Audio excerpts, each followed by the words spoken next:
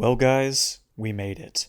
It's July, and we're past the year's halfway point, even if it feels like it's been a hell of a lot longer than that. But I'm not here to talk about how much 2020 has sucked from a world perspective. I'm here to talk about the music that has helped me get through it. Music helps calm me down, it helps me let loose, it helps me think about things bigger than myself. It also makes me say pretentious shit like that. But for real, music is what keeps me going through every single day, and in 2020, some of my favorite artists, and new artists to me, have delivered some amazing material that is absolutely worth hearing. Originally, I wanted to limit this list to 25, since at the end of the year I do a top 50 list, but there's been just too much good music to come out so far, so here's 30 of my favorite records of 2020 so far in alphabetical order. Here we go! Starting out, I have to give it to the 1975 with their new record, Notes on a Conditional Form. It's their biggest, their longest record to date. It kind of functions more like a playlist than it does a real album. But within that playlist or album or whatever you want to call it, it's got some of the best songs that they've ever made. They jump from screamo to dance pop to country pop to straight up EDM tracks, and pretty much every single risk they take pays off. It's some of their most creative and thrilling music that they've ever done. Next up is Beach Bunny with Honeymoon. It's their debut full-length album. An album that's like a teenager sitting in their room, thinking of the guy or girl they like and trying to collect all their thoughts, and they just end up spilling out. But the vocals are peppy, the power pop instrumentals are peppy and super catchy, and while the whole experience is a little one note, it's a lot of fun for its short runtime. Following that is Bob Dylan with Rough and Rowdy Ways. Yeah, Bob Dylan is still making great music almost 70 years into his career, it seems like. It's like sitting in a library with the smell of the paper from the books surrounding you, sitting by the fireplace next to your grandpa, who's regaling wisdom from a lost time in a way that only he can. Bob Dylan's been making music since the 60s, and he uses his otherworldly experience to deliver songs that dance through anything from the Kennedy assassination to his very own mythology. It's not often you see an artist as influential as Bob Dylan continue to make music this influential into his later career, and it's a pleasant thing to hear. Next on my list is Caribou with the album Suddenly. It's another typical blend of Dan Snaith's soothing voice and some soothing electronic instrumentals. As a result, the album is a very pleasant listen. It's got some more danceable tracks, and it's got some softer tracks. I think it's got a little something for everybody if you're into that indie-tronica, electronica kind of music. And then after that is none other than Carly Rae Jepsen with Dedicated, Side B.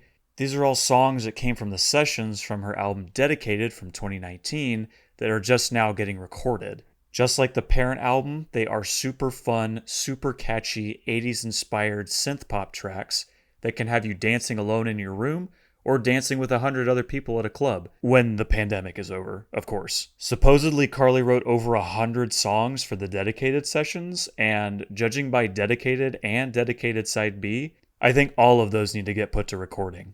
Let's make it happen. Next up is Charli XCX with her Quarantine album, How I'm Feeling Now. Charli invented the Quarantine album because of course she did.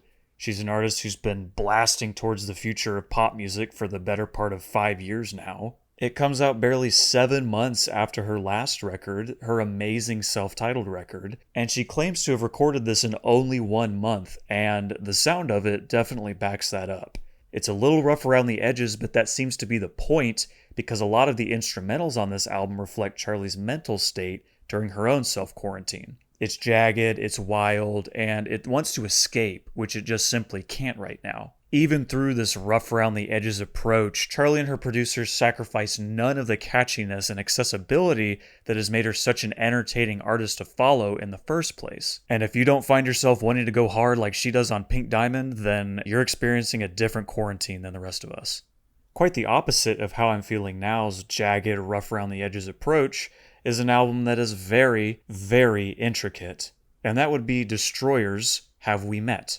Dan Behar's usual esoteric poetry has lost none of its appeal on Have We Met. And to back up his words, he has some instrumentals that rock harder than any previous Destroyer album ever has. Sure, it still stays in the lane of soft rock as something like Kaput would sound like, but there's a definite kick to it on tracks like Q Synthesizer or Crimson Tide. The instrumentals kick ass, and Dan Behar's words on tracks like The Raven are some of my favorite that I think I've ever heard from him. The man could sing about paint drying and I would tune in instantly. Next up is an album I was really looking forward to and I felt delivered on every single level. That is Dua Lipa with Future Nostalgia. Not only is every tune on this album super catchy, Dua Lipa shows an impressive amount of knowledge of pop music. From sampling In Excess on Break My Heart, to killing 90s club bangers on tracks like Hallucinate, to modern pop anthems like Don't Start Now and Levitating. Dua Lipa sings with the utmost confidence on all of these tracks too. It's really hard to not get swept up into the bravado of any of these anthemic choruses. Pop music itself has gravitated more towards hip-hop in recent years, so it's really refreshing to hear an artist like Dua Lipa throw back to the early part of the 2010s when electropop was king. Following one of the most complete pop albums of the year is one of the most complete albums of the year, period, any genre. That would be Fiona Apple with Fetch the Bolt Cutters. I knew that this record was coming out at some point this year, but the album release date was kind of in flux, so the morning in April when it came out, the entire world was absolutely taken by storm. Myself too. I've liked Fiona Apple's music in the past, but nothing she's put out before has been this adventurous, this willing to take risks, and this uplifting, period. The sound of this record is so genuine and organic. It's like it was made in quarantine. There are times when the percussion is Fiona and her collaborators just banging on anything around them. The rhythms and melodies just change time signature at will. Any song can switch up what it's doing at any given moment. The record is Fiona's most serious, talking about abuse and overcoming it. Talking about shitty men and how she deals with them. And one of her methods of coping is humor. And there are points on this record where it's easily the funniest Fiona's ever been. It's a record that's just so willing to break the mold that nothing else sounds quite like it. And in a year where nothing has been as we thought it would be, Fetch the Bolt Cutters is almost too good of a soundtrack for the unexpected hellhole that we're in right now. Next up is a fun little synth pop record by Georgia. It's called Seeking Thrills. It showcases Georgia's skills as a producer. There's a lot of movement around the synth-pop genre, and all the songs maintain a pretty catchy vibe. Georgia's vocals aren't the best, but they get the job done, and it'll get you dancing, as any good synth-pop record should. Following that is the new record from Haim called Women in Music Part 3, or Wimpy for short. The three sisters return and deliver what could be their best album yet. It ditches a lot of the summery, radio-friendly sounds of their first two records and goes for something a little darker, something a little more personal. They try a lot of new things within their indie rock sound, adding in more saxophones, more synthesizers. There's a heavier emphasis on drumming, which I really like. It gives a lot of these songs a good backbone. And the lyrical content deals with a lot of the personal turmoil the sisters have dealt with ever since they've come to fame. They handle this turmoil with lyrical grace and some wonderful melodies that'll really stick with you. Some songs might go on just like a little too long like the last record, but this is some damn fine indie rock. Hayley Williams is the next artist I'd like to highlight with her solo debut record, Petals for Armor. She's the lead singer of Paramore, but saw fit this year to drop her own record under her own name, and she charts her own path. There's a definite pop influence along a lot of the songs on Petals for Armor, but it's not the peppy, upbeat, radio-friendly synth pop that you'd hear on a typical Paramore record. These songs deal with things a lot closer to Hayley's heart, a lot more personal, just like the Haim record. It sounds very cathartic for Hayley to get these very personal thoughts out in song form. A song like Simmer is very catchy, but very dark at the same time, and that adds to its enjoyability. And the album sees fit to throw in a few regular pop songs too, like Dead Horse. Overall, it's a solid debut, and I would really like to see where Hayley takes her own personal music next, in addition to anything she does with Paramore. Following that debut record is another debut record, although it's one that people waited a lot longer for, over a decade for, in fact. That's Jay Electronica with A Written Testimony. Jay Electronica's first singles dropped in 2007, and he dropped some more music in 2010. And then crickets. I was not one of the people who was waiting for this record for a long time. I just stumbled upon it whenever it came out in March. But I was really impressed by it. Even though I knew nothing of Jay Electronica before I listened to this record, he does a great job of creating a mythology and a world around himself. The beats that he raps over are grand, classic in sound and scope. These big boom-bap drums, these lush strings. And to top it all off, he got Jay-Z on almost every single song here. Jay-Z is actually the first voice you hear on this record. You think it would be a little weird to hear Hove introduce someone on their debut record, but given the stature that Jay Electronica builds for himself through his voice and through the beats, it's weirdly fitting. Hopefully the next wait for Jay Electronica music is less than a decade, because this one's pretty good. Next up is a new album by Jeff Rosenstock called No Dream, in all caps. Jeff Rosenstock is new to me, but I wish I'd found him sooner because I absolutely love this record. It's one of the best punk power pop records you're going to hear in 2020. Everything on this record is like a powerful punch to the face that you just can't get enough of. In-your-face guitars and drums that are nevertheless incredibly catchy, anthemic choruses that are sing-along but also really sad when you think about them. Jeff's shouty but impassioned vocals go into everything from Mexican border camps to buying Nikes to make himself feel better even though it's just bullshit consumerism, to a general feeling of homesickness. Sentiments that'll affect any millennial or person under 30 for that matter. Though his words can definitely be upsetting, it's all balanced out by the incredible instrumentation that just, oh man, I cannot get this record out of my head. When I got sick with what I think was coronavirus earlier this year, this is the album that helped me get through it. Go listen to it. Another album that I can't get out of my head in a great way is Jessie Ware's new album, What's Your Pleasure? Pulling mainly from disco, but also from 80s synth pop and 90s dance music, Jessie Ware creates this disco pop paradise. There is not a single bad groove on the entire record. From the city pop inspired Spotlight, to a dance floor staple like Ooh La La, to pure 80s synth pop like Soul Control, to the lavish closer, Remember Where You Are. Every song on this record is an absolute bop. Of course, the beats are great, but so are Jessie's vocals. She sounds free and loose, as if she's having genuinely as much fun as you'll have listening to the record. It's albums like this that'll just really take you out of the world into a disco paradise where you can just dance your ass off and forget about everything. Or maybe that's just me. I don't know.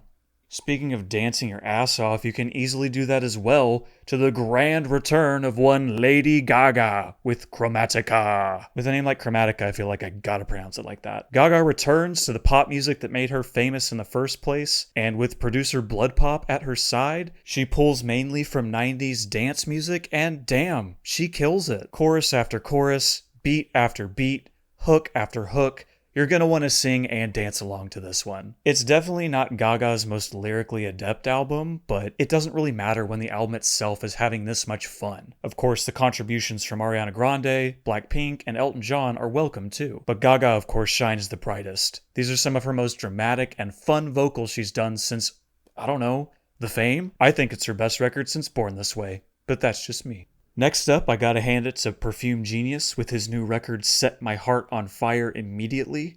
The word lavish immediately comes to mind when I would describe Mike Adrius' music, but that's almost like a disservice. This album is like sitting on clouds, wearing the softest fur coat imaginable. It is just so lush on the ears. Mike Adrius' voice is yet again like a beacon on a dark, dark night. He is magnetic. Some of the tunes here are even the catchiest that I've ever heard from him, like On the Floor. So if you're looking for just an all-around quality record with very few complaints that I'm not even going to talk about here because I like it so much, go for this new Perfume Genius album.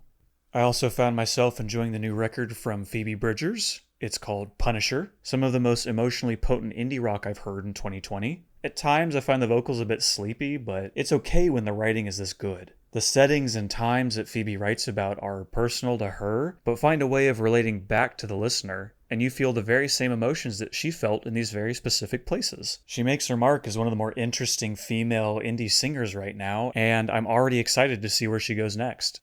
Following that down-tempo indie record is a record that absolutely fucking shreds. That's Poppy with I Disagree. Poppy did a couple metal tracks in the past that were a little cute, but I Disagree sees her going full on in the genre while not losing any of the pop catchiness that really put her on the map in the first place. It doesn't sacrifice anything from either of the genres it mishmashes together, and it results in an album that'll please pop heads and metalheads alike. It's a combination I was not expecting to enjoy as much as I did, but I'm glad I stumbled upon it. Next up is another fantastic pop record by Rina Sawayama, titled Sawayama. It is her full-length studio album debut, and much like Dua Lipa, she has a wide range of knowledge of popular music's history, and she combines them all and does each different genre she tries justice. There are giant arena rock tunes on this record like Who's Gonna Save You Now? There are nu metal songs on this record that shred like Poppy's album, like Dynasty and STFU, with an exclamation point at the end. Synth pop is of course abound, like on Comme des Garçons or Chosen Family, the latter being a fantastic ballad about the family around you not having to be related by blood. Throughout the track list, Rina's confidence never wavers, and it helps sell every single song. Her vocals are incredibly dynamic, and I'd say they're the main selling point of this whole album. It all renders Sawayama as a multifaceted debut that is for sure one of the best pop records I've heard so far in 2020. Let's move into a little bit of rock music now, with Rolling Blackout's Coastal Fever. They've got a new album called Sideways to New Italy. This band is new to me, but the Melbourne-based act delivers some really fun indie rock tunes. I get some Real Estate vibes from them. It's a bit sleepy rock at times, but for the most part, it's like if Real Estate took a 5-hour energy and recorded an entire album in that 5 hours. There's a lot more oomph in this band's step, and as a result, the songs have a lot more oomph to them too. If not the most original thing I've ever heard, the tunes are solid, the singing is solid, and it's better than the Real Estate album that they released earlier this year. Following that is a record I've been waiting for a while, Run the Jewels return with RTJ4. It is yet again like Mikey and Jamie are punching you in the face repeatedly, and you are just sitting there asking for more. The production is more fine-tuned, more expensive, but it still hits hard just like you want it to. It isn't quite as tight as I wish it would be, like the immaculate Run the Jewels 2, but it is an improvement over RTJ 3. It cuts the fat and gets straight to the point right off the bat. You kind of know what you're getting into with an RTJ record at this point, but Killer Mike and LP's lyrics hit as hard as they ever have, especially given all of the protesting and social unrest that's going on at the time of this recording. Their no fucks attitude yet again makes them so fun to listen to. And in my mind, RTJ4 makes them 4 for 4 in albums. They're still one of the most unique and hard-hitting duos in hip-hop today. Next up is an album by a band that I have been wanting to be good for so long and have continued to be let down album after album, but this time they finally hit it out of the park. That's The Strokes with the new Abnormal. It's not all too different from their past couple records, but the songwriting's better, the tunes are better, the singing is better, everything about the new Abnormal is just better. It's no This Is It, nothing is going to top their debut record, but 20 years later, the Strokes finally found a formula that works, and that formula is letting Julian Casablancas sing his heart out. I forgot how much I loved his voice until listening to it on this record. Like on At the Door, there's just a simple synth line for him to sing over, and he just kills it. The man is one of the best rock singers of a generation, and I'm glad him and his band finally found a way to get all of their talents to come together once again. To follow that up, we have a record by Swamp Dogg, the original D.O.G.G. His new album's called Sorry You Couldn't Make It. It's a quaint, little hokey country album. Swamp Dogg has dabbled in just about every genre since the 70s when he started making music, and now he does a little country record, and I think he does it justice, in his own Swamp Doggy way. Won't say too much more about it, but Swamp Dogg's charm is apparent on pretty much every single song on this album. Next is a record that was 5 years in the making, and it was a long wait, but it was a wait that was well worth it. That's Tame Impala with The Slow Rush. Kevin Parker is just simply one of the most talented musicians living today. That much was apparent from his first 3 records as Tame Impala. But as he's gone on making music, he's become more interested in disco and pop music. And that's on full display on The Slow Rush. The mixes of psychedelia, disco, pop, dance music, they all come together, and really, I don't think they would work unless it was Kevin Parker behind the instruments. Song in and song out, these are just paradises of sound. Super catchy track after super catchy track. Every song on this album is just like full. There's nothing missing from any song. Even the track Borderline that was released as a single gets beefed up and just feels utterly complete. The Slow Rush also finds Parker singing a lot more from inside, about his relationship with his father, about his marriage, about things that have happened to him since he's become a superstar. He's already aware that rock stars have a shelf life, and that comes up multiple times in the lyrics. But for now, he is making the absolute most of his time, because the sounds and lyrics of this album are absolutely amazing. The title kind of makes fun of how long it took for the album to actually come out, and I hope the next wait isn't as long as this one for more Tame Impala, but for the time being, this is more than satisfying. Next, I wanted to give a shout out to the new US Girls album called Heavy Light. It's a follow-up to their 2018 record In a Poem Unlimited, which I also highly recommend. That's some of the most frenetic but entertaining art pop you'll ever hear. Heavy Light takes a different approach. While there's a few tracks that can match the energy of the last album, like the absolutely incredible $4 You can do a lot with $4 You can do a lot with $4 I'm dancing while singing this. Most of the album takes a much more subdued approach to the art pop that put US Girls on the map. These songs are simpler, more meticulous, but no less enthralling, all thanks in part to Megan Remy's voice. She sounds fantastic when she's surrounded by a bustling instrumental, but strip away those instrumentals, and she commands you in a way that you wouldn't expect. The record isn't as immediately rewarding as In a Poem Unlimited. It's a thinking man's album, but give it a few listens and I think you'll find that it's an incredibly rewarding experience. Following that is a new album from Waxahachie called St. Cloud.